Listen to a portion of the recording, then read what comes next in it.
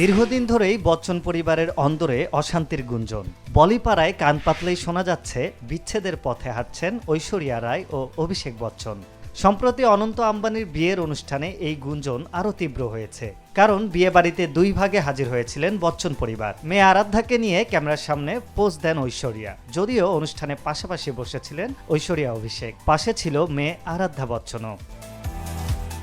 তবে সম্প্রতি অভিষেকের একটি পোস্টকে ঘিরে সন্দেহ আরও ঘনীভূত হয়েছে। সামাজিক মাধ্যমে হিনা খান্দেলওয়াল নামের এক নারী ভারতীয় দম্পতিদের মধ্যে বিচ্ছেদের প্রবণতা কিভাবে বাড়ছে সেটি নিয়ে একটি পোস্ট করেন। হিনা লিখেছেন, ভালোবাসা যখন কঠিন হয়ে ওঠে, দীর্ঘকাল বিবাহিত জীবনযাপন করা দম্পতিরাও তখন বিচ্ছেদের পথে হাঁটেন। কি এমন ঘটে যার জন্য এত বছরের বৈবাহিক জীবনে ইতি টানতে হয়? কিভাবে দিন দিন বিবাহ বিচ্ছেদের হার বাড়ছে তারও বিস্তারিত বর্ণনা দিয়েছেন তিনি পোস্টে। সেখানে বলেছেন, বিবাহ বিচ্ছেদ মোটেও সহজ বিষয় না। প্রত্যেকেই স্বপ্ন দেখেন সারা জীবন একসঙ্গে থাকার, বয়স হলেও পরস্পরের হাতে হাত রাখার, কিন্তু সব সময় আশা পূরণ হয় না। একসঙ্গে জীবনের অনেকটা সময় থাকার পরও ছোট বা বড় বিষয়ের জন্য আলাদা হওয়ার সিদ্ধান্ত মানুষ কিভাবে নেয়? সেই পোস্টে লাইক করেছেন স্বয়ং অভিষেক বচ্চন।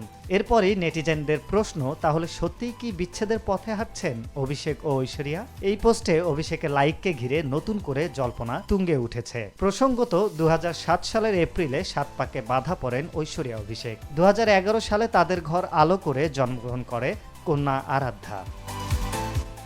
আরিফ হক, মাই টিভি।